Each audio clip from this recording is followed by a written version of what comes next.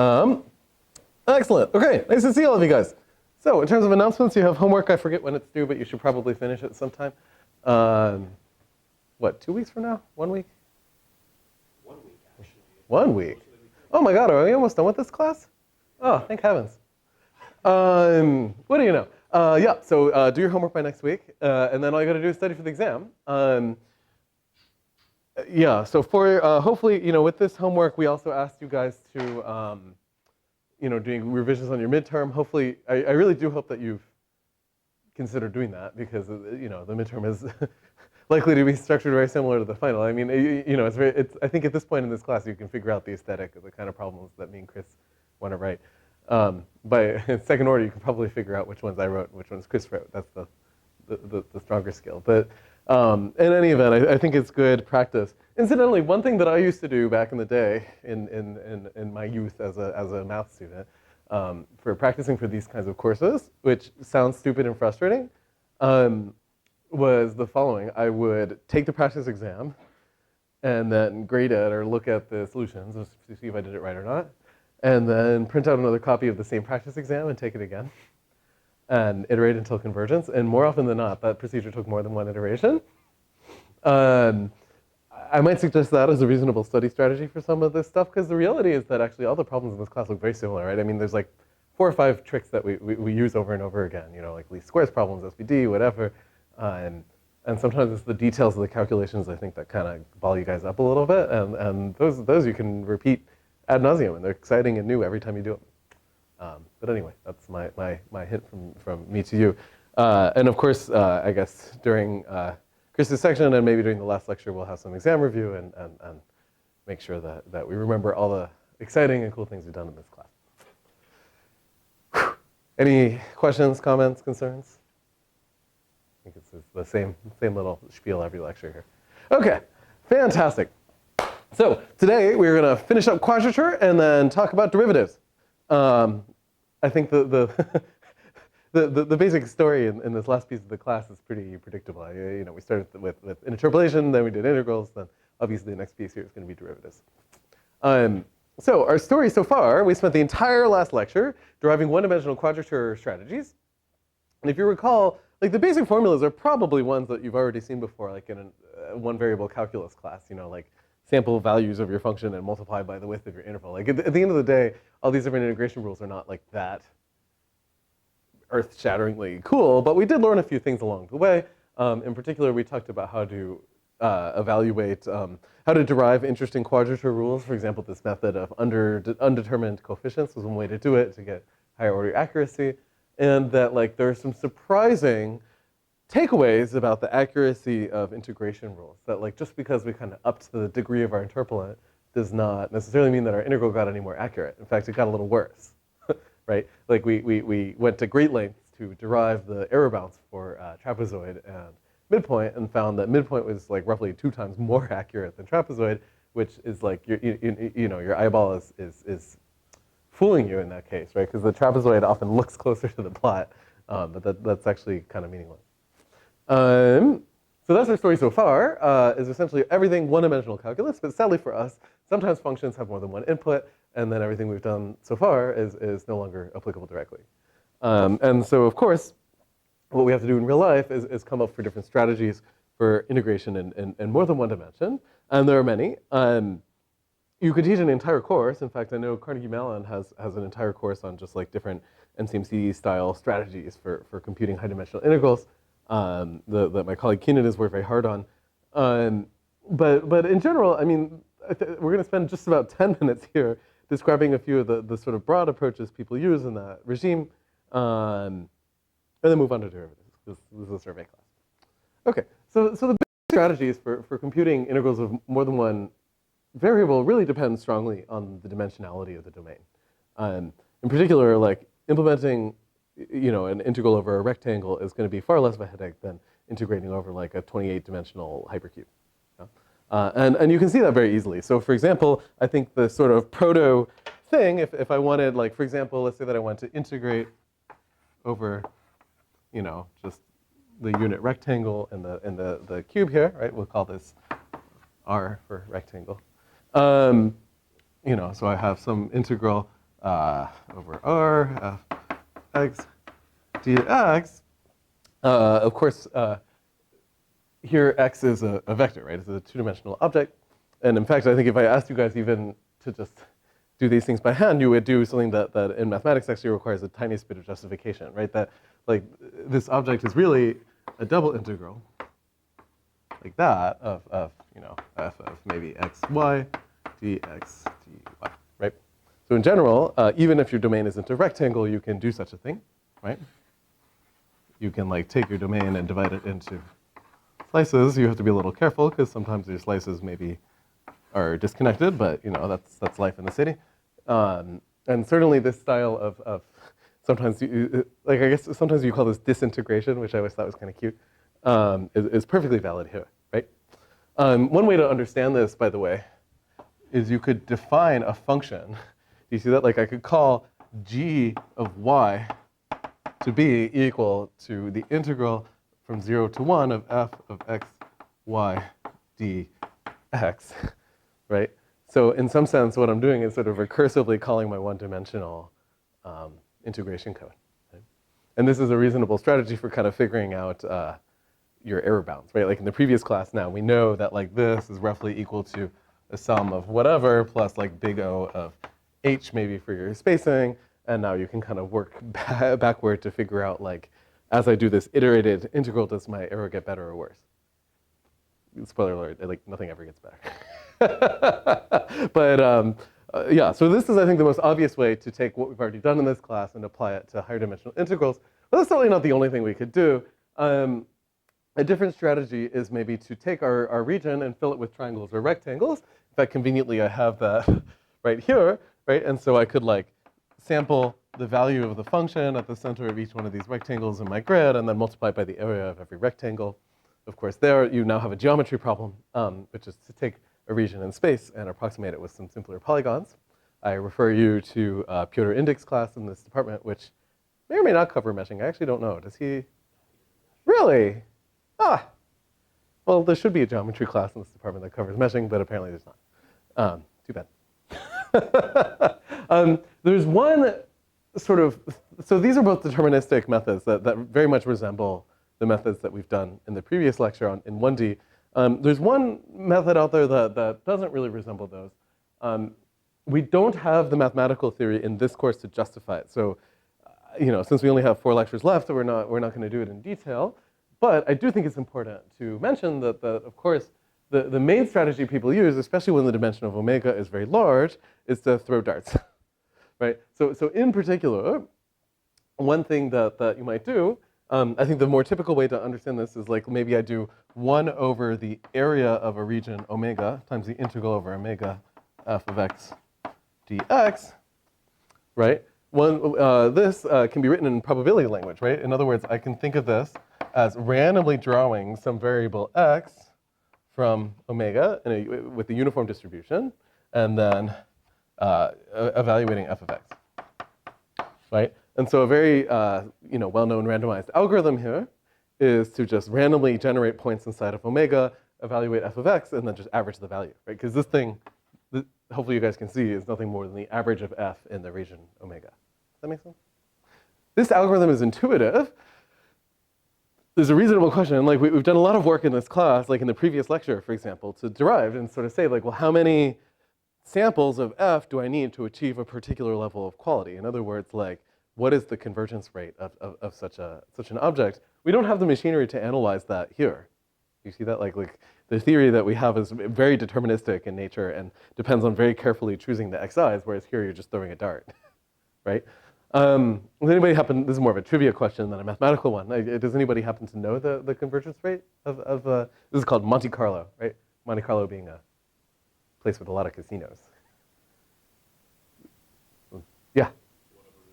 Yeah, and so if you draw n samples, like, and you look at the average of f, then the convergence rate of this estimator, on average, is 1 over root n. You have to say on average here because everything here is randomized. I mean, you could have really bad luck and like throw all your darts. If you throw darts like I throw darts, they'll all end up like, so, you know, in some terrible, useless corner of the board, and then it'll take a very long time to converge to the right integral. Yeah. Right. So, by the way, if you're curious on how to prove such a result. Does anybody know? It's actually it's about a two-liner given a very famous theorem in statistics. Chris knows because he's just spent the last hour in my office using some version of it, which weirdly happens a lot. It's just a byproduct of the central limit theorem, right? Like essentially, every time you draw a random variable x here, right, you're sampling from this distribution. So if you draw multiple x's and you average them a bunch of times, eventually the distribution of the values you get is Gaussian around the interval you actually wanted. And if you look at the fancy version of the central limit theorem, it tells you about the variance of that thing, which is exactly the sort of convergence rate of this estimator. Well, the law of large numbers tells you that this is a consistent estimator. And then, yeah, I suppose it depends how you slice and dice your statistical theorems. Yeah, fair enough. In any event, in this class, sadly, we don't have the machinery to prove it quite, but if you've taken statistics, it's not particularly hard. If you look on Wikipedia for Monte Carlo estimator. But this is only the beginning of this iceberg. I should briefly mention that this strategy, well, first of all, this strategy might look attractive and might look unattractive, depending on how you think about it. The reality is that, let's say that I use one of these grid-based quadrature methods, like what we've done here. So if I want, so some fixed n in terms of the number of samples horizontally, right? Like, so let's say that like I really do have like a 1-by-1 box here, right? So now I'm going to divide this into n squared cells, right? So notice in order to get an order h approximation in 2D, how many cells do I need? I need n squared in order to basically apply the theory that we had in the previous lecture. So how many am I going to need in 3D? N cubed, right? So like once I move beyond low dimensions, suddenly the number of samples that I need to get a reasonable approximation exponentiates a lot. This 1 over square root of n convergence that you have for Monte Carlo, you might notice actually there is no dependence on dimension at all. So like 1 over square root of n seems really crappy because it's like, like square root grows very slowly. But actually once your dimension is bigger than like 2 or 3, the convergence rate of that relative to this iterative integration strategy is actually favorable, which I think is a little counterintuitive. So I think that's really why you see people using Monte Carlo strategies in these machine learning problems, which are trying to compute expectations in like, dimensions where people have no business computing expectations. Now, this is a reasonable estimator for like, for example, people always implemented, like if you want to estimate pi, one way to do it is to throw a bunch of darts in a square and then sort of figure out how many of them end up inside of a circle, that kind of thing. Those things work pretty well because a circle takes up a really big piece of a square. If you want to know where these integration strategies tend to fail, if I have some region which is really, really big, and then I have some function which has a giant value in a tiny little piece of that domain, and then everywhere else it's 0. Right? It could be that the integral of this function is very large, thanks to just like the values here being ginormous, right? But like if I just throw darts in this region, the probability of hitting a point there is pretty small. And in fact, as your dimension increases, this phenomenon happens more and more and more, which is why this integrator becomes really terrible. And so there's all kinds of strategies to try and, for example, bias the sample of the darts that you throw toward regions where you think they're high probability. This is a fun area of math if you like this kind of stuff. The Google search term here is Markov chain Monte Carlo, MCMC, which does all kinds of fun random walks in this space to try and kind of find high probability regions. Right? So I think the most famous and simple of these things is something called the Metropolis-Hastings algorithms, which doesn't really put any differentiability assumption on your probability measure. Other ones like Hamiltonian Monte Carlo actually make use of stuff that we're going to develop in future lectures in this class, like numerical integrator for ODE, which is kind of cool. In fact, for Hamiltonian Monte Carlo, you need a symplectic integrator, right? You need precisely what is in your homework. Can't escape it. Okay, so in any event, there's our like 30-second discussion of high-dimensional integration. This is, there's some topics in this class we do in great detail. This is not among them because in order to do it right, we would need to spend a ton of time developing a very different type of theory. Okay. Of course, the last little piece of our story whenever we talk about a new numerical problem is to think about conditioning. And we can do that here, just like we can do that with anything else. So let's go back. Actually, I was about to say something dumb.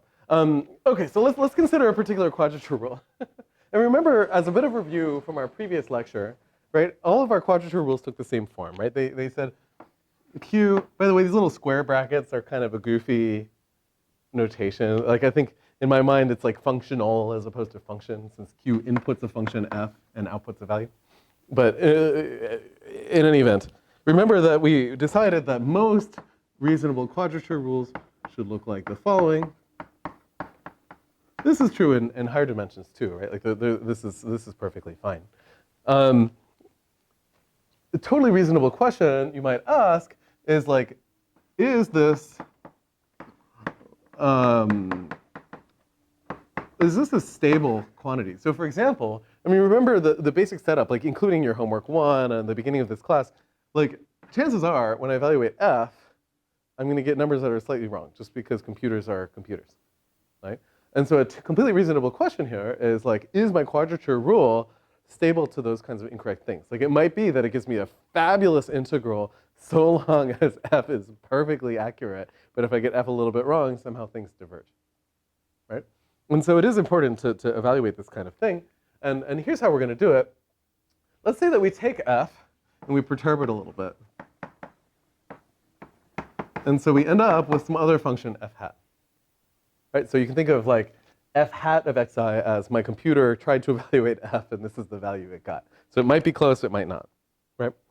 And we're going to essentially think of there being a hard bound on the difference between f and f hat. So one way to understand that is to remember a very particular value, which is going to be the infinity norm of the difference between f and f hat, which sounds fancy, but really, so for now, just out of laziness, let's assume that our integral is over a region a comma b. This argument is completely fine in higher dimension, but like I'm just writing is hard.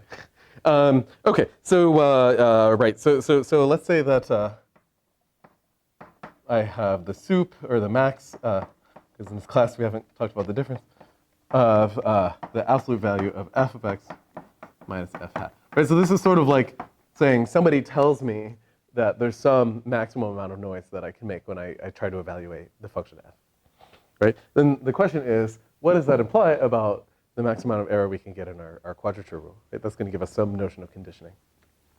Okay, so it's important not to think when you do these kind of calculations. Let's just do it really quick. In particular, we can compute relative error, like what's on the screen here, right? So our relative error is going to look like, well, I really wanted the quadrature rule associated to f, but the quadrature rule I actually got is associated to f hat, you know, and we need to know what that is, maybe relative to the difference in f hat, you know, like the infinity norm, like that. By the way, when we look at expressions like this, it should be important to kind of understand what sort of stability this thing measures. Does this quantity here tell me anything about whether my quadrature rule is good? No, right? It's just saying that, is my quadrature rule stable to noisy stuff? It doesn't say this has anything to do with the integral. But lucky for you, we spent all of last lecture bounding the error of Q, right? So like a slightly different version of this might be, instead of this, to put, you know, the actual integral of f for this other term. Oops, I guess that should be here, right? Integral from a to b of f. But by triangle inequality, you can use the bounds from the previous lecture to insert that into such a calculation. Okay.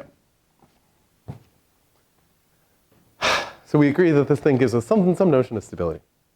So what are we to do? Well, it's important not to think. So in particular, we can just plug in our form for Q of f here, right? And what we're going to get, this is the absolute value of the sum over I, wi, and now we've got f of xi minus f hat of xi over f minus f hat infinity norm. Cool? So I'd like to get a meaningful bound on this thing, maybe one that doesn't involve this infinity norm. So how could I do that? Any ideas? You might notice that basically every inequality that we prove in this class only makes use of one famous inequality. Paul's nodding. Your triangle inequality, that's absolutely right. Good, you guys are speaking up, that's fantastic. So, in particular, I have the absolute value of a sum of a bunch of stuff, yeah? Yeah. So, this is less than or equal to the sum of absolute value, wi, times the absolute value of f of xi minus f hat xi, like that, all by norm of f of minus f hat infinity. In future versions of this class, I might not carry around this annoying denominator every line, but now I'm committed. Okay.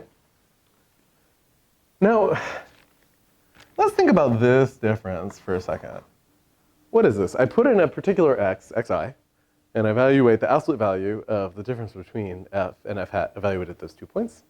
That's upper bounded by a quantity on this board that I think like Axel wants to point to, but then he like kind of aborts and scratches his face.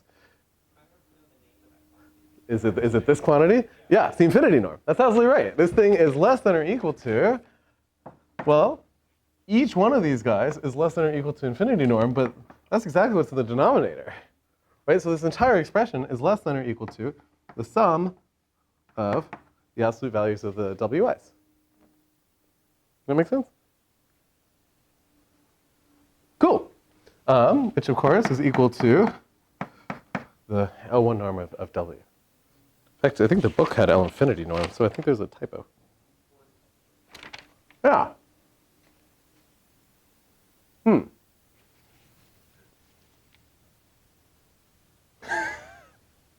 Well, I think it should be L1. We'll go back. you can open the, if somebody wants to open the book chapter PDF and check really quick, you might see if my proof is wrong. One of these two is incorrect. I believe you can bound the infinity norm. No, yeah, the bound will go the other way. I don't know. I think it's L1 norm now that I'm looking at it. In any event, there's some norm here on the W's, which is essentially giving you the conditioning on Q. Now, if we go back to our integration rules, remember that, for example, Simpson's rule had this kind of strange structure. It was like a 4 and a 2 and a 4 and a 2 and a 4 and a 2, as opposed to like trapezoid, which I think was just like a bunch of like 3s or something like that. So notice that like actually what can happen is like one of the, so Simpson's rule is more accurate than the ones that we covered. However, when we use it, the individual weightings that I put in front of the terms are larger, so the stability is lower. I got a higher accuracy computation, but if I did any of my arithmetic a little bit wrong, then my estimate of the integral gets out of whack. Yeah, so there's a bit of a trade-off here. Does that make sense? In fact, in really extreme cases, so we only covered, what, midpoint, trapezoid, and Simpson, right? So that's like roughly constant, linear, and parabolic. If you go any higher than that, what you'll see is a really bizarre thing happens, which is that these W's can go negative. Which, if you think about it, is totally bizarre for approximating integral. That's just what happens because, as we talked about in polynomial, remember like polynomial interpolation for high degree polynomial gets weird. And it's absolutely true that those are very accurate integrators, but if you get your function ever so slightly wrong, then like these bounds kick into place and you have a lot of instability. Make sense?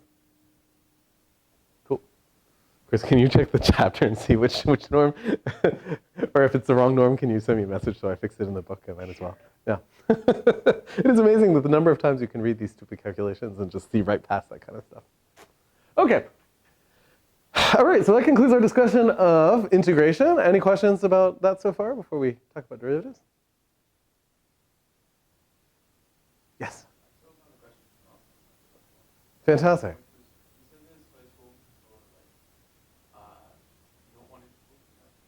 What was that? You said there were sensible for the Gauss-Newton. When you say Gauss-Newton, I think you mean Newton, what is it? Gauss quadrature, right? Gauss-Newton is the least squares method. Yeah. Do people like ever try and map into that integral to like use? Absolutely. Yeah. Yeah. So so for something completely different, for Gaussian style quadrature, right? We talked about like if you unevenly sample your points, you can actually get a higher quality integrator. Yeah, it's absolutely right. So like the way that you can derive it for an arbitrary interval in 1D is to just map that interval onto the unit interval and then back, right? In higher dimensions, that becomes tricky. Right, it's not obvious what that map should be. In the plane, I guess you could do it conformally, maybe, but beyond that, I wouldn't know what to do. Yeah. But should I have used the infinity now? Yeah. I 100% believe it. You know, all the slides here are just copy pasted from the LaTeX source of the book. So like, I'm sure they agree, but that doesn't mean either one of them is correct. Okay. So now, for something completely different, we're going to talk about derivatives. We did integrals, now we're going to do derivatives. Superficially, we're going to see that the numerical differentiation is somehow a very different beast for a lot of different reasons. In particular, the issue with numerical differentiation is not usually computation time. So like in numerical integration, right, we can obviously make our integrals better by just increasing the number of samples that we use here. In numerical differentiation, you might be able to do the same thing, but it's actually not entirely clear. Like in particular, almost all of our numerical derivative tools are built on the definition of a derivative, which is not entirely surprising. Let's write a formula that I hope we all know and love from calculus class.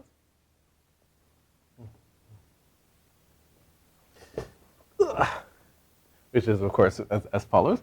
That f prime of x is equal to the limit as h goes to 0 of f of x plus h minus f of x divided by h. Right? So there's our definition. This immediately suggests to us a numerical algorithm for approximating a derivative, which is to just take a positive h, plug it in, and like, ta-da, we have a derivative. Right? Now, how should I get the best quality derivative out of this? Well, you know, superficially, if I'm in infinite precision arithmetic, I've got this is the limit as h goes to 0, so I should take h to just be a really small number, put that in, and my derivative gets better. I didn't have to do any more calculation. Do you see that? So like the issue isn't adding more quadrature points or something like that. It's just like using a smaller and smaller h. Yeah. So what's the issue here? Like, why wouldn't I just take h to be like numerical epsilon? Let's think about this for a minute. Yeah, so that's I think Paul's got the right intuition. They're like, well, there's a small number here, and I'm dividing by it, right? And when I start getting into these really, really tiny numbers, then dividing by a small thing feels like something that could blow up. And that's absolutely right. So, I mean, here, so essentially this is one of these nice examples where A, computation time is completely irrelevant. Like this formula is equally, takes the same amount of time to evaluate, regardless of what the value is of h. The issue here is purely like some kind of bias variance trade-off. So in particular, here's what it looks like. So I think if you took the perspective from your calculus class and you did the following. So let's give this number a name. In fact, I'm going to glance at my notes. I might as well use the same name that I'm going to use later. Yeah. Let's call this quantity here d of h. Okay? So I can actually plot this value. Right? So here's h, here's d of h, and then of course here we have f prime of x. And so what does math tell me? Well, it says that like if I look at this plot, then right at h equals 0, d of h, so okay, there's a little tiny hole in my function, but ignoring that, you know, I certainly, as h goes to 0, I approximate f prime, right? Because that's the definition of the derivative. And as I go away, in fact, I'm going to modify my plot a little bit. Let's look at d of h minus f prime of h. So let's compute the error. Okay, so then the reason that I do that is I'm going to shift my plot to 0. And then math tells me as I go away from that, it increases, right? Sadly, math is not real life. We all know that. I hope you say that to yourself regularly. So in real life, what does that plot look like? So we have h, we've got mod d of h minus f prime of h. Any hypotheses?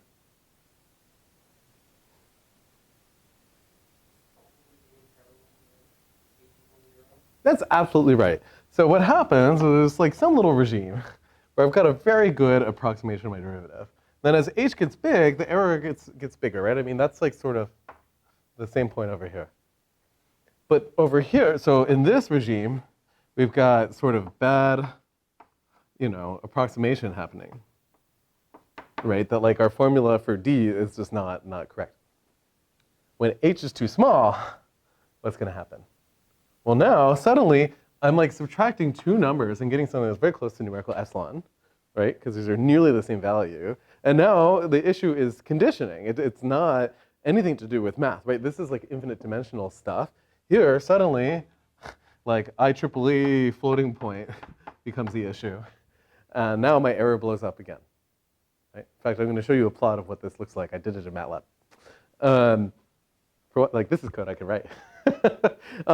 Yeah, so that's going to be the basic issue, and the thing that we're going to be very careful about today is in some sense just what is the sweet spot and how can we characterize it, and how are there ways to essentially what we'd really like, by the way, is to push that sweet spot farther out, because then we're going to be in the regime where we can do arithmetic with bigger numbers. Like in other words, is there some other formula other than d of h here that also approximates derivatives, but somehow the error doesn't increase quite so quickly in this theoretical plot?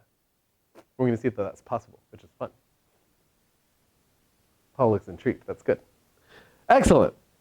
So we're going to talk about all kinds of different methods for differentiation. And really, the issue here is some lack of stability as h goes to 0. We're going to focus just on one-dimensional derivatives. And of course, you know that the Jacobian matrix is nothing more than a matrix where every element is a 1D derivative. So in this case, this really is how people do it numerically, even for a Jacobian. We haven't really lost anything. Except there are some randomized methods that might try to, like, you know, if I have an n by n Jacobian matrix, use less than n squared time to approximate it. It's not obvious how to do that, and those approximations tend to work really badly. So we're not going to worry about it. OK. So there are all kinds of different ways that we can differentiate, and they have different properties and techniques that might be relevant to our lives. The first strategy that we're going to use, just to kind of put a cap on the previous two lectures, if you recall, like, what was the very first thing that we did in interpolation? We took our function that we wanted to interpolate, and we wrote it in a basis. Right? And then, in our previous lecture, if I wanted the integral of a function, our first strategy for integration was this stuff we called interpolatory quadrature, which was nothing more than CF previous lecture and now take the integral of the interpolant, right? So in other words, like I have my data here, whatever it is, and now maybe I give it an interpolant, like this is the piecewise linear interpolant, and now that I have an interpolant, I know how to integrate this thing. And there's my integral. So now let's say that I want to evaluate the derivative at some point x of this thing. Just the same way I have interpolatory quadrature, I can also have interpolatory differentiation, right? So I can do exactly the same thing. This is a perfectly reasonable strategy for differentiating a function. And by the way, it has this happy property that I can evaluate it at locations other than where I have data, right? One thing that you might do specifically for this function is plot what the derivative looks like. So let's say I kind of like, you know, put my x's in the same spot. Right, so here's my interpolated function, I don't know, f of x. And now I want f prime of x. Let's say specifically that I use linear interpolation, right? What does f prime look like?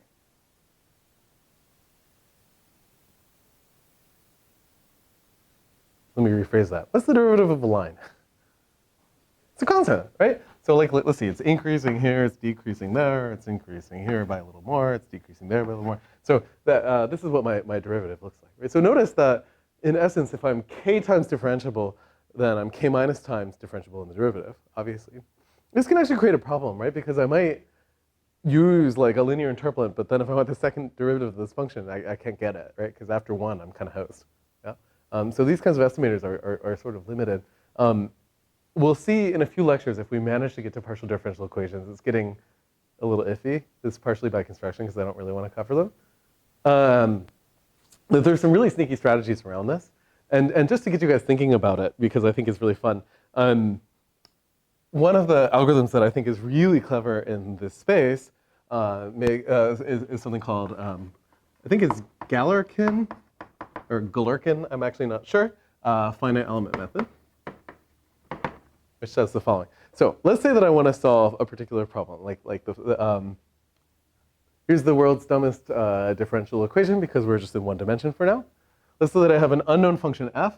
I want to solve f double prime of x equals g of x for some function. So like g is given as input, and I'm trying to find the f whose second derivative is g, right? So if I want to use these sort of interpolatory differentiation methods, then I need, like this basis I've drawn for you doesn't feel like it's going to work, right? Because I need two derivatives in order to even express my unknown function and f double prime, right? So just to get you guys thinking, we're not going to cover this method for now. What a lot of these finite element methods do, which is really sneaky, is the following. So let's say that I really wanted to use my piecewise linear basis, daggone it, right? So you remember that like our basis kind of looks like that. It's like a bunch of little hat functions. So let's say that I write f of x is equal to the sum of a bunch of ai phi I of x, which feels like I should not be able to do that. Because again, I want to compute the second derivative of f. That's bad news, right? But it turns out that oftentimes we actually, this is like a good life lesson. Sometimes you don't need as many derivatives as you think you do. And this is a good example. So here's what happens in this Gaussian finite element method kind of code here. We see the following. If f double prime is equal to g, then in particular, for all functions psi, it's the case that the integral, maybe from a to b, if that's the region where I care about f, of f double prime of x times psi of x is equal to the integral from a to b of g of x times psi of x. Oh no, I failed my high school calculus exam. dx. Never understood why high school teachers are so weird about that. Like, grown-ups don't care. Okay, right, so certainly this implies arrow is true, right? Like if f double prime equals g, then if I take for any reasonable function, for some suitable notion of reasonable, right, I can integrate both sides against psi and I'll get the same result, right? Does that make sense? This turns out to be an if and only f, right? So if I choose the right function class for psi, f double prime is equal to g exactly if the integral of f double prime against any function is equal to the integral of this guy against that one. I don't think this is surprising, right? It's like this is a very strong property if you say for all. Okay? However, this is my favorite mathematical trick that I only get to use like once in this class. If you take my geometry class, we get to use it like daily. Which is the following. I have the product of f double prime and psi here and an integral. This is screaming out for us to apply our favorite trick. Sally knows what it is. What am I going to do? I'm going to integrate by parts. That's what I'm going to do, right? So in particular, this is equal to, I always get this wrong, f prime times, I guess, psi prime. Is that right? No, times psi evaluated a, b, minus the integral from a to b of f prime of x, psi prime of x, dx. Okay? Did I integrate by parts right? I think I did. Integration is hard. It's even worse in 2D. Then you got boundaries.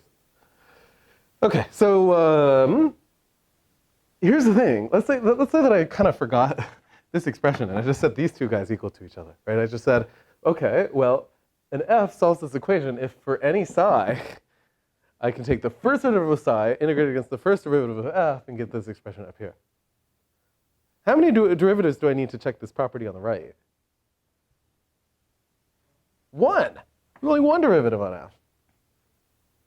This is a really sneaky trick.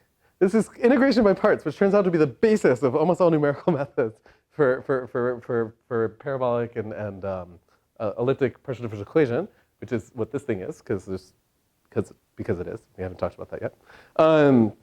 Which is essentially, by integration by parts, you essentially take one of your derivatives and you kind of move it onto the other function, right? So instead of needing psi to be not have any derivatives at all and f to have two derivatives, we can like sort of democratize it a little bit, right?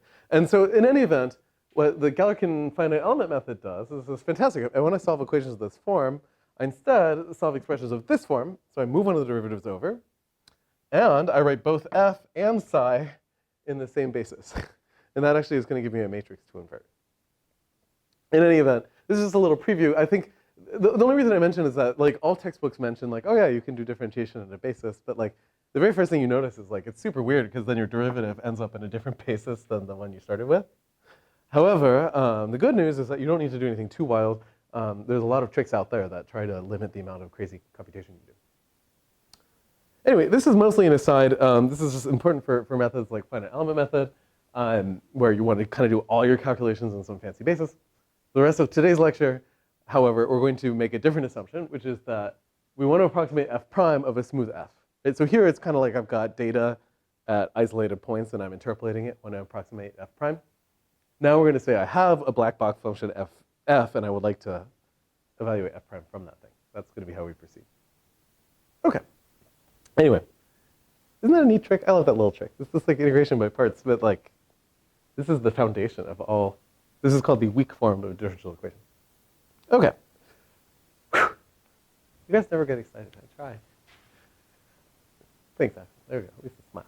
All right. So now let's go back to computing derivatives. And now, like here, remember in this universe that I've drawn on the board, I have f at some isolated set of points. I interpolate it and I differentiate. Now I'm in a different regime where I have a function f that I can evaluate everywhere, and I still need to numerically approximate its derivative. So I get to choose where to evaluate the x's. Does that make sense? The difference? Okay. And lucky for us, we have this convenient formula here, which is basically codable, right, as is, right? Like, and I think if I asked you guys to approximate the derivative of a function, this is the very first thing you would do. Maybe. Actually, modern students, maybe you'd like code it in PyTorch or something. But if you didn't have access to that, then this is what you would do. Okay? And the question, what do you think the question we're going to ask is? You guys should be able to basically fill in these lectures after the first 5 minutes by now. Conditioning, right? Or even before conditioning, we can ask just like, is this a good approximation, right? If I plug in a finite ah into that expression, so I don't take the limit, then how good is the formula that I get for the derivative, right? This is exactly the question you should be asking. You didn't know it, but that's the question you should be asking. Okay. So in particular, we can justify such a thing by using very similar proofs to what we did in the previous lecture for quadrature, right? So in particular, pardon me, we can write f of x plus h. Well, what is this thing? It's equal to f of x plus h f prime of x plus h squared times 1/2 f double prime of x plus big O of h cubed. Cool? And luckily for us, if we rearrange, so this is just Taylor series, but if we rearrange this expression ever so slightly, right, so I'm going to subtract f and divide by h, right, what do I get? Well, I get that f of x plus h minus f of x divided by h, which is conveniently what we call the divided difference estimator, by the way. Well, what is this going to equal to? Well, it's going to equal, we got an f prime here.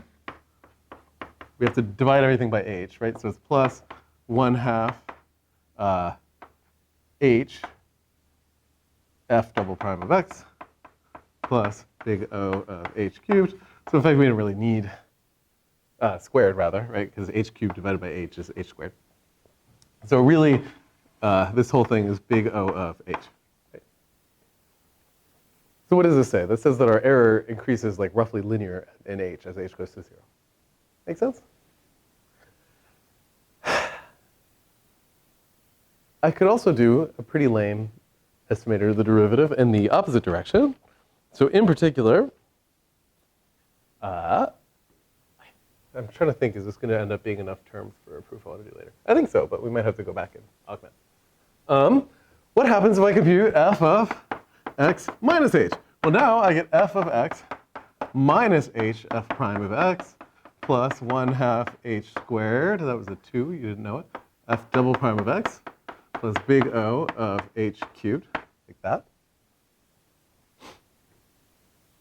And now we can apply, remember we did this trick when we were deriving the error bounds for midpoint and trapezoid method? We noticed that like when I expand, so first of all, notice that this immediately tells us that f prime is also equal to, of x, is f of x minus f, x minus h divided by h plus O of h. Right, so now we have two different big O of h formulas. How could I do a little better? Well, one thing we might notice, these two Taylor series basically look the same. I mean, like the only difference here is these guys. One of them has a plus, one of them has a minus. Make sense? So, one thing that I can do, sorry, I'm erasing these formulas, but I think you guys could reconstruct these ones. These are not terribly complicated. Is I could take the first guy, subtract off the second one, and divide by 2h, right? That gives me a different notion of derivatives. And let's see if we can work out what that is. So we've got f of x plus h minus f of x minus h divided by 2h, like that. Okay? Well, okay, so first of all, these two terms go away because I subtracted them. We've got, these ones are, both have there's an hf prime here and a minus hf prime, right? So since I'm subtracting these two things, I get 2hf prime. So this is like that, okay? Now I'm subtracting these, but notice this is plus 1/2 h squared f double prime. We've got another plus 1/2 h squared f double prime. So these two terms actually cancel. Do you see that? What I'm left with is plus big O of h squared.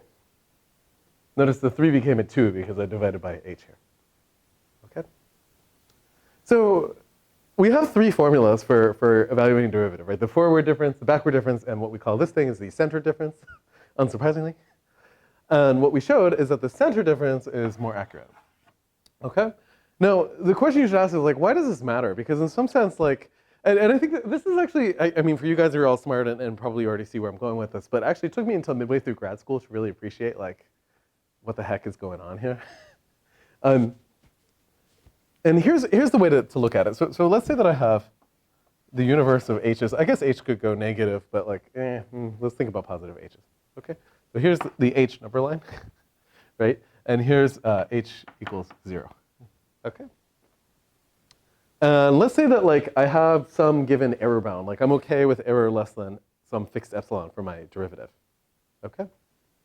So there's some region in h where my forward difference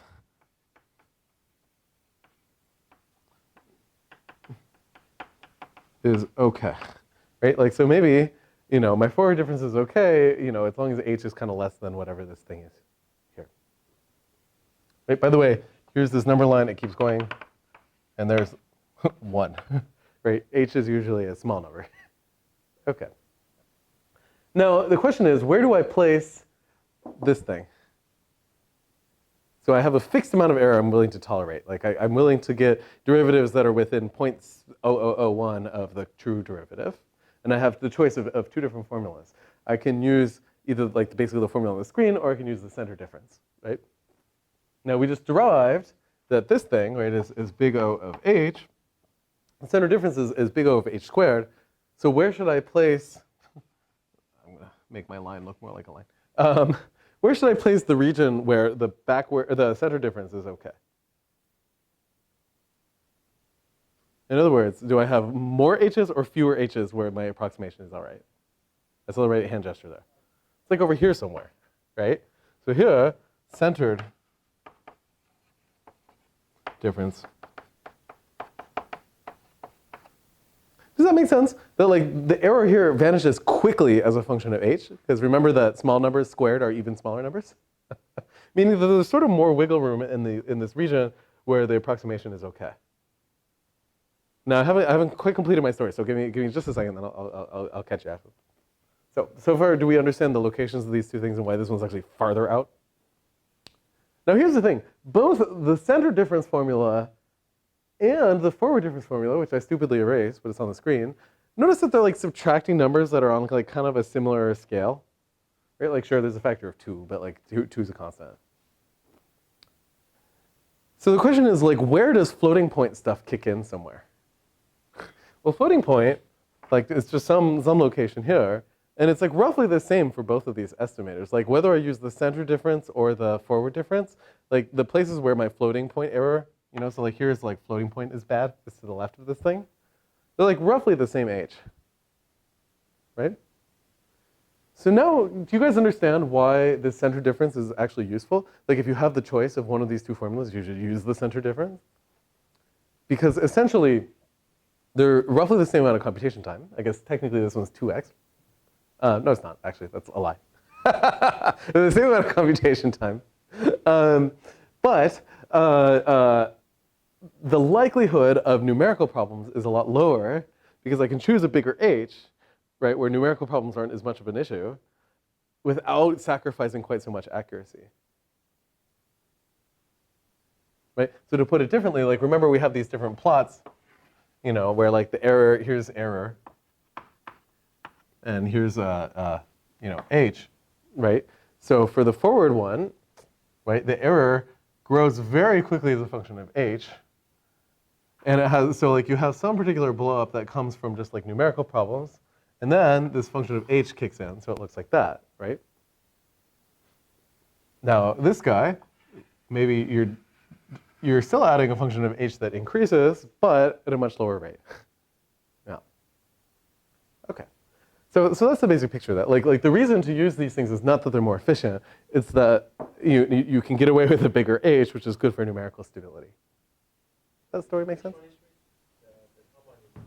This is the higher error. This is the O of h. This is the O of h squared. Yeah. Now, of course, like as you go really, really far out, then they'll flip each other again because one is h, one's h squared. But that's not the direction we usually care about.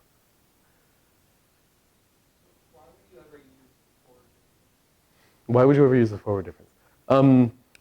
There's a slight computational consideration, which is a factor of 2. So in particular, oftentimes when I'm evaluating, like I'm using derivatives, I also just want the value of f of x. So I already have it around. So then doing the forward difference would require one more evaluation of f, whereas this would require 2. Incidentally, the number one place where I see this formula that's like that actually appears in real life, I intended to add it to your homework and I forgot. So somewhere out there in the universe, like you guys are used to using code like PyTorch and TensorFlow, which gives you derivatives of functions without these kinds of problems, right? Because it's not using divided differences. We'll talk about that later. When you're debugging that code, the best way to debug it is to just check it against these formulas, right? And so oftentimes when I'm coding, like I'll write code that implements a function and its gradient. In fact, you've done this on the homework. A very good sort of software practice is to just implement a divided difference formula and then check whether your closed form gradient actually agrees with the divided difference. One thing I've noticed is if you use the forward difference, the error is often so large that they just disagree anyway because of numerical problems. So you actually really need to use this thing to check if your gradient is correct. Kind of funny that way. Okay, so in any event, that's our story so far. We have two different big O of h approximations, the forward and backward difference, and we showed that the center difference is actually more accurate. Does that make sense? Okay. There's one additional thing that we can do with the math that's actually already on the board here, which is kind of fun, which is if we arrange this expression even more, is it okay if I erase this stuff right here?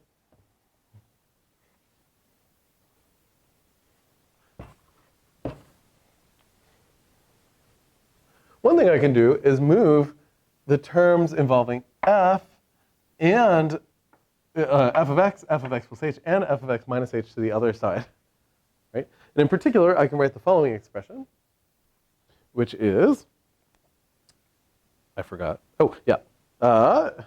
F of x plus h, and then we've got a minus 2 f of x plus f of x minus h, all of this stuff divided by h squared. What do you think this thing is going to be?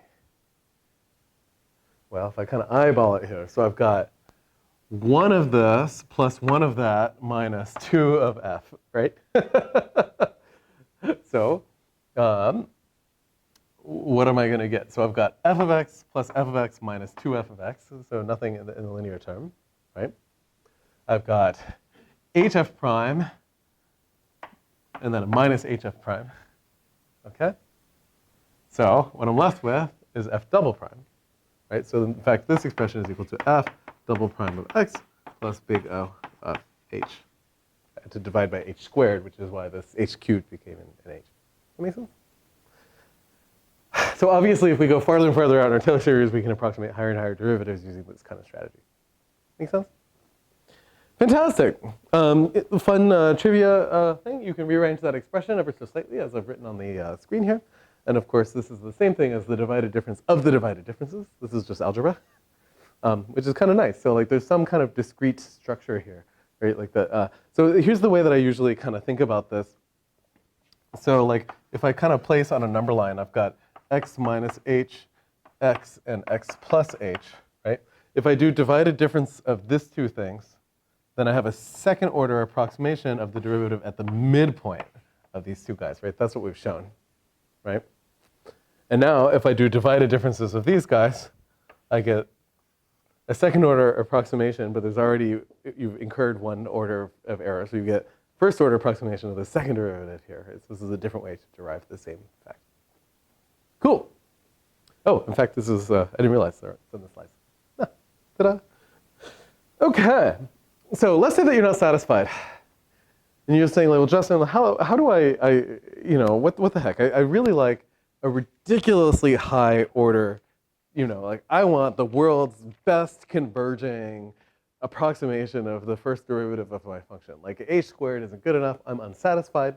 This is actually a good excuse to introduce a strategy which actually originated in pure math as a strategy for accelerating a sequence of numbers, which turns out to be a useful thing in some theoretical proofs. And then it numerically is a really nice strategy for taking an approximation of order h and then turning it into an approximation of order h squared, which is kind of cool. Then once you have that, you have a way of taking it from h squared to h cubed and so on. I don't know if anybody's ever seen this trick. This is called Richardson's extrapolation. No? Oh, I think it's a fun little math trick. I also wrote down the general version of it, so if we have time at the end of class, we can derive this sort of theoretical version of the story. But we'll do it specifically for divided differences, because that's what we're actually covering here.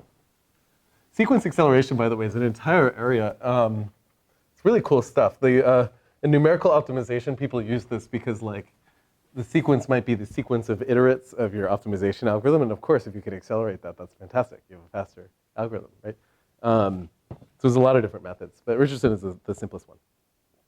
So in order to derive this little formula here, we're going to define a particular object, which we actually already defined. We're going to call it d of h.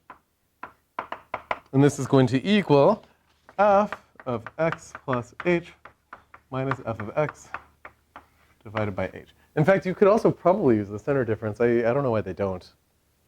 I had to think through the proof and see. Harry's already figured it out. OK, and of course, we know that this thing is really equal to f prime of x plus 1/2 f double prime of x times h, not h squared, because we divided by h, plus big O of h squared. Right, so this is just what we've done so far. Does that make sense? So notice that, like, again, this is just saying that d of h is a big O of h approximation of f prime. OK. So here's a fun thing that we can do. Let's choose an alpha in the interval between 0 and 1. So it's not like alpha equals 1/2 is perfectly fine, but we can, for yucks, we can put in a generic alpha here. OK? So here's the thing that we can do. We can say, what is d of alpha h? Well, d of alpha h is going to equal, notice that this first term has no dependence on h. So it's actually still equal to f prime of h, which makes sense, because, or of x rather. This is expected, right, because this is still a good approximation. In fact, it's a little bit better. But now I have what? I have plus 1/2 f double prime of x times alpha h plus big O of h squared. By the way, one thing that caught me while I was going through my notes this morning, there's no alpha in this big O, which a picky person might say, like, well, wait a second, like you shouldn't do, right? But notice that I chose alpha to be less than 1. So if you are big O of alpha h, you are also big O of h. So it's OK to ignore that. OK. With me so far? All I've done is just plug in basically a different h, right? OK. So I'm going to take these two expressions, and I'm going to write them in matrix form, which is kind of cool. So in particular, what did we show? We showed that d of h and d of alpha h, well, we can write these things both in terms of f prime and f double prime, yeah?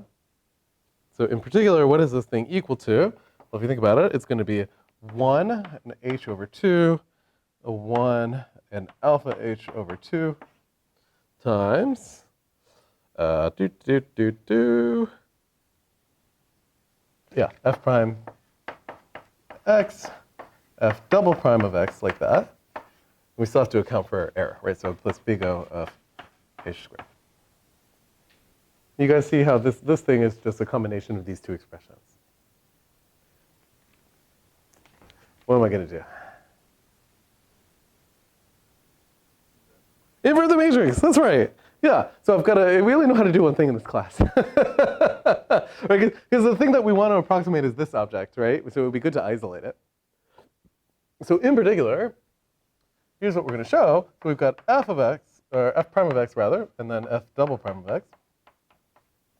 What is it equal to? Well, it's going to be equal to the inverse of this thing. So we've got a 1 h over 2, 1 alpha h over 2. That's a 2 in case you were wondering. Inverse times d of h, d of alpha h, right? You have to be the tiniest bit careful here. So we've got this big O of h squared, but we've multiplied it by the inverse of this matrix, right? So we kind of need to put it like there. Does that make sense? Let's pause for a second.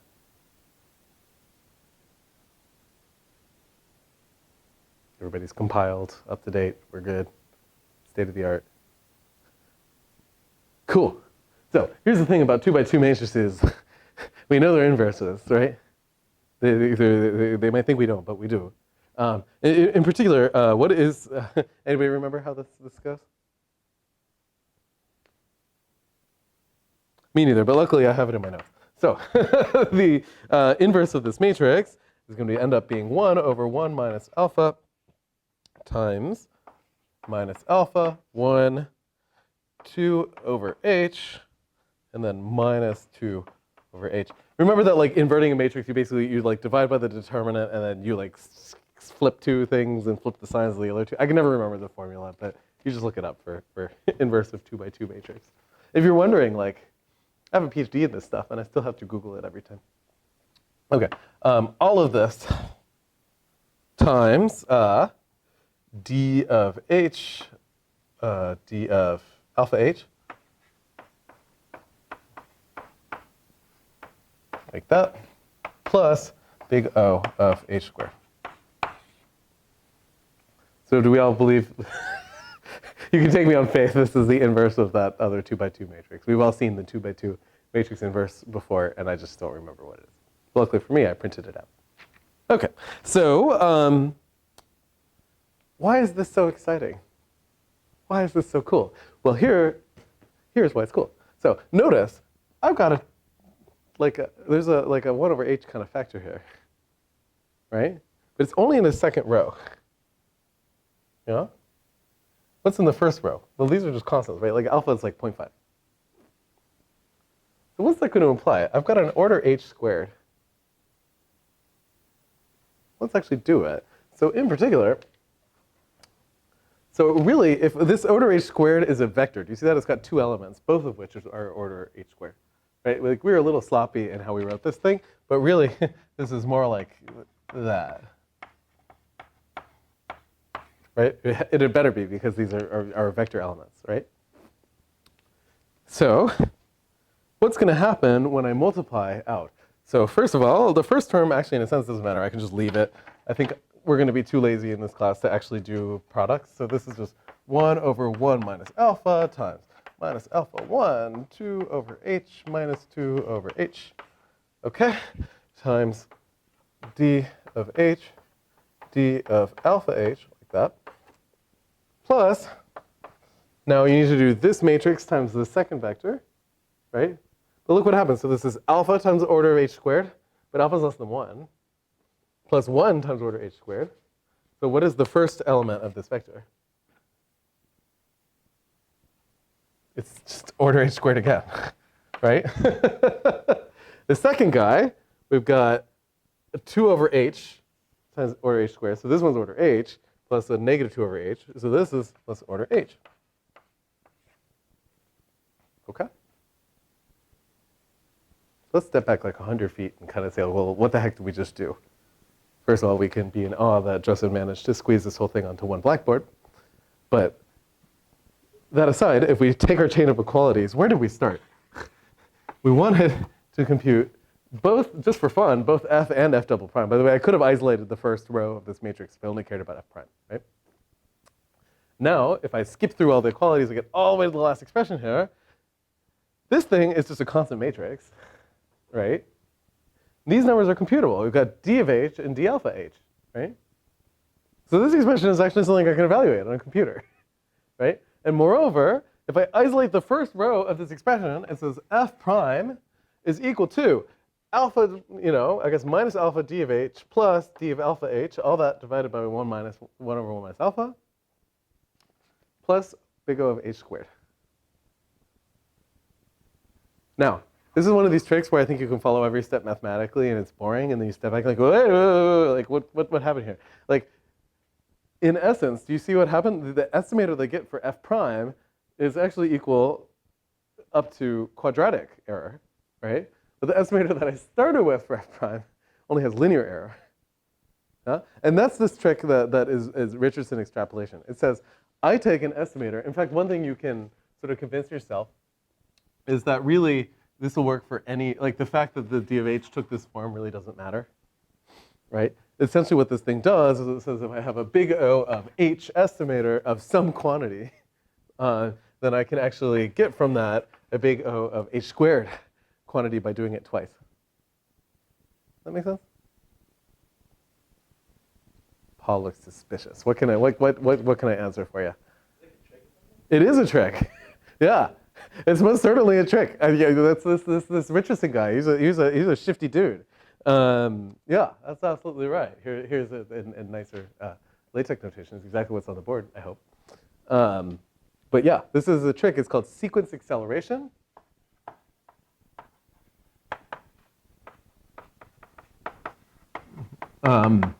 There's many such strategies out there where essentially what they're doing, and this this is when they say sequence, they mean like a sequence of ages going to 0. There's many strategies out there in mathematics for doing this kind of thing, where you're taking like something that converges at a particular rate, like a linear one, and then defining a second sequence that now converges at a faster rate. Right? That's what we're done. Yeah. How do you choose your alpha? 0.5. I think actually in this case it's perfectly fine. Yeah. To be honest, I'm not sure why we prove this in generality. I'd have to think about it. Well, actually, no. I take that back. I mean, I do think that like in reality you probably would choose 0.5. It is true that for any constant alpha you'll get a slightly different rule here, and they all will have the same order accuracy, right? I guess there's a universe where you actually take alpha to be closer to 1. I'm making this up now. This is a hypothesis. And I guess the reason you might want to do that, of course, is like, regardless of what alpha you choose, right, the error is going to be dominated by the part of the expression that doesn't have the alpha in it, right? So like an alpha that's like 0.75 is perfectly fine from perspective of error here. And an alpha that's larger is less likely to run into numerical issues when you evaluate this thing, right? So I take it back. It might actually make good sense to use like alpha equals 0.9 or something. Because then you're less likely to have trouble when you evaluate your divided difference. On the other hand, if you have alpha equal to 0.9999, eventually the two elements of this thing will look more or less the same, and now you're back to the regime where you're like subtracting two numbers that are close to the same. So as always, there's a fudge factor here. This is me thinking on my feet, so I could be completely wrong, but I don't think I am. It sounds true. Yeah, we like to kind of lean into the confidence here in Professor Lam. Okay, so in any event, this trick is called Richardson extrapolation. If you're curious, you can use exactly the same strategy to make a estimator of integrals that converges more quickly. There's a problem in the textbook that does exactly that. It would be a fantastic problem to add to your exam.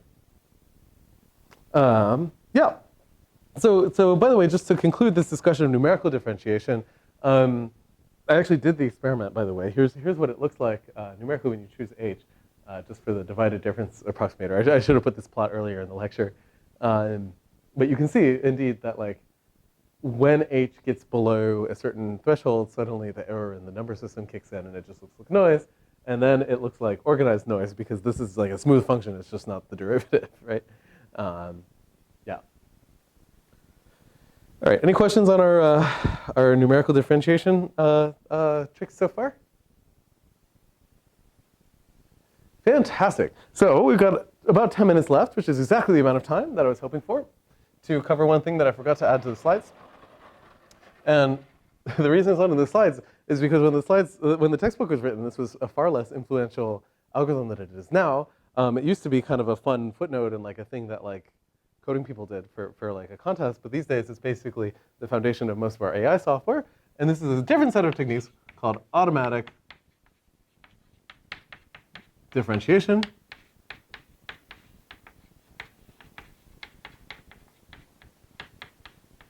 Differentiate. Did I add too many T's in there? Okay. It looks bigger when you write it in words. Okay, fantastic. Yeah, that's, you know, it's funny when I went through training, like they teach you to like say everything you write on the board out loud as you write it, and I think part of the reason is that people then just will happily read the things that you said on the board, even if you wrote something completely different. It's probably a good psychological experiment there. Okay, sometimes people call this auto-diff. Anybody know any other names for this? I'm sure you've all encountered it because you are students in 2023. Autograd, that is also true. Also, at least one special version of this is called backpropagation, which is the foundation of how we train neural networks. And the reason is that like these days, almost all of our neural network models are based on, in some sense, competing derivatives, right? Because we have some loss function which measures the performance of our model. We want to make it as small as possible, and we do gradient descent, right?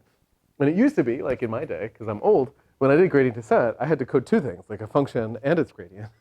But that became such a common task that people wanted to kind of work out compiler tools that would give you, like I just code up the value of the function, and then it computes the gradient behind the scenes, right? And there are many different ways you could do it. I mean, like the entire lecture we've talked about so far is a perfectly reasonable way to do such a thing, especially in low dimension. Incidentally, in dimension 2 and 3, this often outperforms automatic differentiation, which we don't talk about in machine learning enough. But in high dimensions, these kinds of algorithms are expensive in the sense that I have to iterate over all the elements of my Jacobian matrix. And moreover, they're inaccurate, right? I mean, like at the end of the day, this plot here is showing that I don't ever get the actual derivative that I wanted, right? And so a different set of tools here, I believe these actually arose in the programming language community originally, although these days it's popular in machine learning, do something very different, which is they overload and make it just a different data type for number. There's sort of two different versions of autodiff. One of them is backpropagation or backward mode automatic differentiation. The other is forward mode automatic differentiation. I believe modern libraries for this stuff usually can support both. The library that makes this sort of the most exposed is something called JAX. But there's sort of competition because JAX is a Google product and PyTorch is what, like sort of associated to Facebook, I think.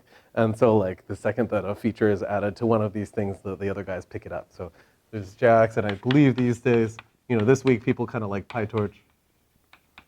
Like two years ago when I was playing with this stuff, everybody was telling me to use JAX. I don't know what to use anymore. That's on you people.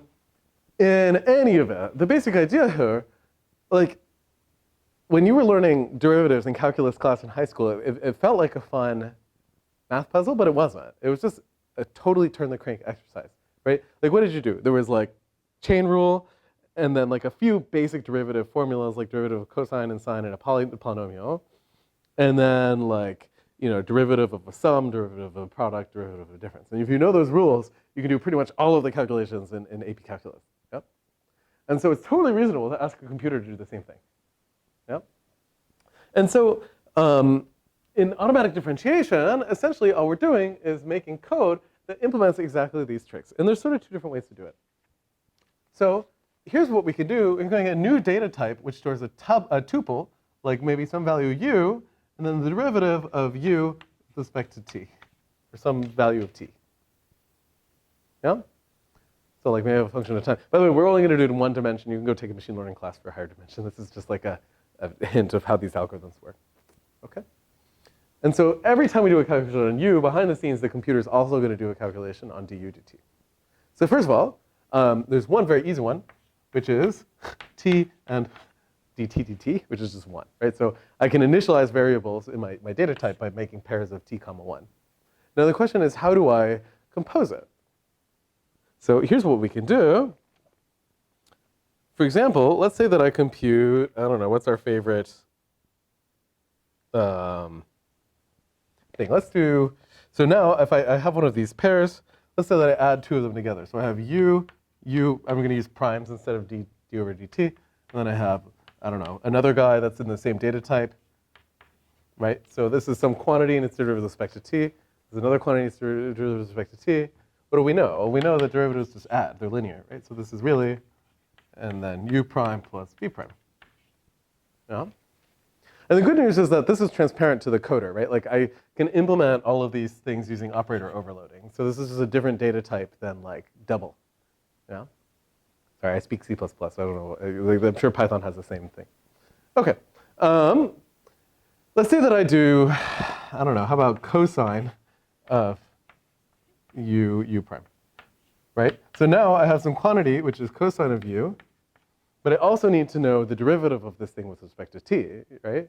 So what is this thing? Well, it's going to be, what's the derivative of cosine? Minus sine. See, I asked that in a pedagogical way, but the reality is I can never remember if there's a minus. So it's going to be minus sine of u times u prime by the chain rule, right?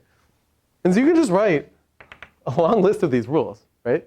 So what I do, I build up a big expression. Like I say, okay, so f of t is, I don't know, equal to cosine of t squared, for example. And I want the derivative of this thing with respect to t, right? So I initialize a variable using this thing. And now I code up, t squared as another variable, and then cosine of that thing. And then behind the scenes, the computer maintains not just the value, but also the derivatives with respect to t.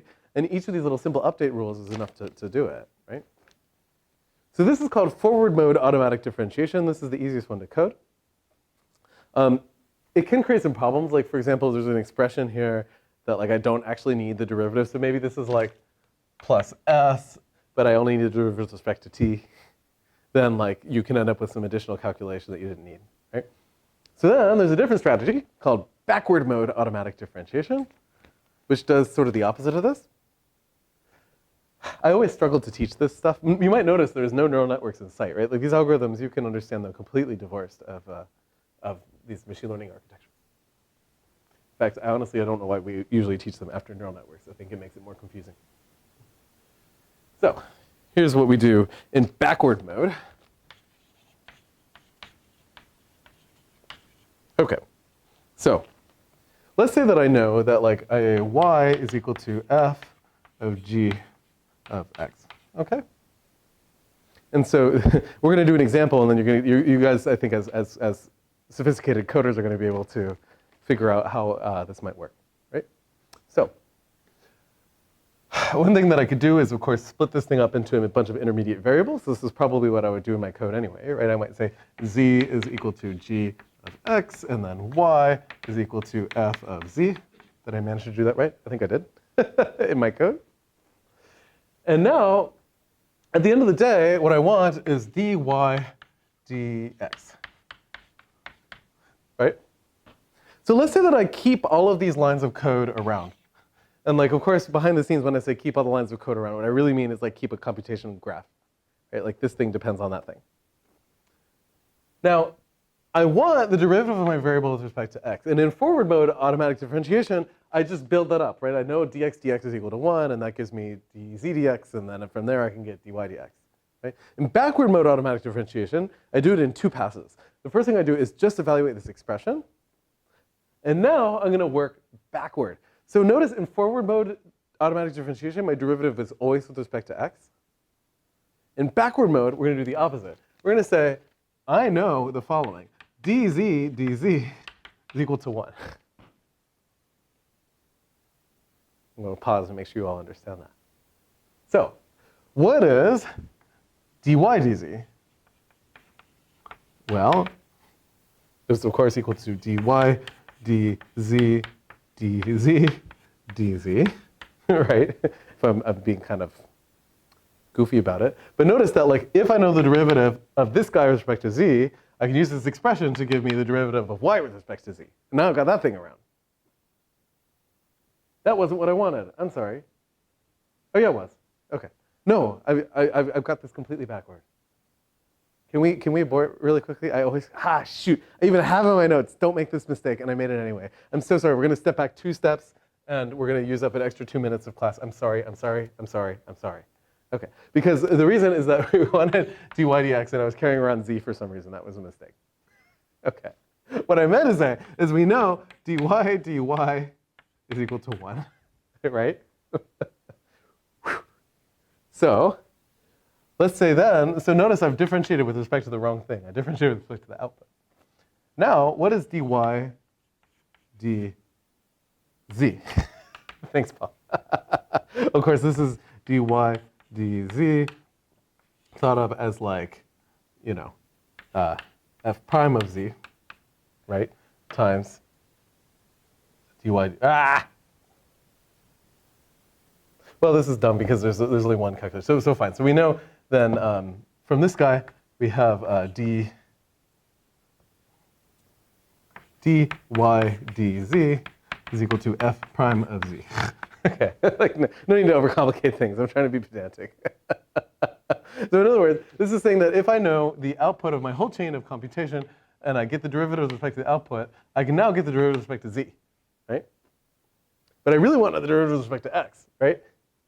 So I wanted the derivative of the output of the chain with respect to the input of the chain. And of course now, I'm sorry it took like 5 tries, I have dy, which is the output, dx.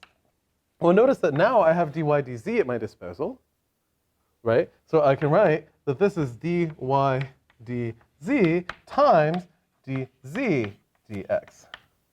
And why would I do that? Well, the reality is that this thing, this is just g prime, right? And this guy comes from the previous calculation. Okay, this time I got it right. So in particular, the way that backward mode automatic differentiation works, if you're not an idiot like me that gets all of the expressions wrong, you start with some quantity, like the input to your calculation, in this case x, and you start doing a bunch of calculations to it, you know, whatever. And then eventually you get maybe your value y, right? So you do the forward set of steps to get this calculation, like the output. Now I want to differentiate it with respect to x. Instead, the first thing I'm going to do is differentiate with respect to y, right? And then once I have the derivative with respect to y, I can get the derivative with respect to the previous guy, the derivative with respect to the guy before that, and so on. And I just work my way backward in this graph, right? So what are the advantages of forward and backward mode automatic differentiation? Well, forward mode, once you finish your forward pass, you're done. You have the derivative. It's very easy to code. Backward mode, notice I have to remember all the calculations that I did in order to get my derivative. On the other hand, very likely I did a bunch of extraneous calculations along the way, and I can detect that I didn't actually need to differentiate those things, which can be quite a bit of savings. Yeah. Okay, have I managed to confuse you guys by getting backward mode automatic differentiation wrong like 6 times before getting it right? But in any event, the reason that I thought I should append that to the end of this lecture, it's not really a numerical algorithm, right? This is purely discrete, but I think it's actually, these days, really the state of the art and how people usually differentiate stuff if they can. Notice this will not work for certain stuff. Like if you just have sample data and you just don't have a function to differentiate, then you can't do this. But for a lot of the machine learning applications, this is good enough. In any event, we are at the end of the hour. So many thanks for hanging out. And I will see you on Tuesday. Can't believe I managed to still, I practiced backward mode on the board this morning. I still got it backward.